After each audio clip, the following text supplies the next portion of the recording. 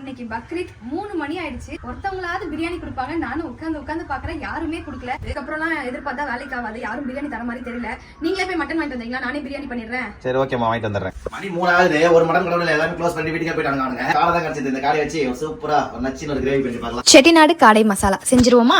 வாங்கிட்டு வந்த காடையை உப்பு மஞ்சத்தூள் போட்டு 4-5 தடவை நல்லா வாஷ் பண்ணி எடுத்துக்கோங்க. ஒரு கடாயில 1.5 ஸ்பூன் மிளகு, 1 ஸ்பூன் சீரகம், 1 ஸ்பூன் சோம்பு, 2 துண்டு பட்டை, 4 லவங்கம், 2 அன்னாச்சி பூ சேர்த்து எல்லாத்தையும் நல்லா ட்ரை ரோஸ்ட் பண்ணி ஆறுனதும் ஒரு மிக்ஸி ஜார்ல சேர்த்துட்டு அது கூடவே 2 தக்காளியும் சேர்த்து நைஸா அரைச்சுக்கோங்க. ஒரு கடாயில 2 கரண்டி எண்ணெய் சேர்த்துட்டு 100 கிராம் சின்ன வெங்காயத்தை நல்லா பொடியா நறுக்கி சேர்த்து வதக்கிக்கோங்க. இது கூடவே தேவையான அளவு உப்பு, 1.5 ஸ்பூன் இஞ்சி பூண்டு பேஸ்ட், நம்ம அரைச்சு வச்சிருக்க மசாலா பேஸ்ட் எல்லாத்தையும் நல்லா வதக்கி விட்டு க்ளீன் பண்ணி வச்சிருக்க காடையை சேர்த்துட்டு இது கூடவே 1/4 ஸ்பூன் மஞ்சத்தூள், 1 ஸ்பூன் மிளகாய்த்தூள், 1 ஸ்பூன் தனியாத்தூள், ஜார் கழுவி ஊத்தின தண்ணி 1 கிளாஸ் சேர்த்து நல்லா கலந்து விட்டு மூடி போட்டு லோ ஃபிளேம்ல 20 நிமிஷம் வேக வச்சு எண்ணெய் பிரிஞ்சு வந்ததும் கடைசியா கொத்தமல்லி கருவேப்பிலை தூவிட்டு அதை அப்படியே ஒரு பாத்திரத்துக்கு மாத்திட்டு அந்த கடாயிலேயே சுட சுட சாதம் போட்டு அந்த கடாயிலேயே புரட்டி சாப்பிட்டு பாருங்க. சும்மா டேஸ்ட் வேற லெவல்.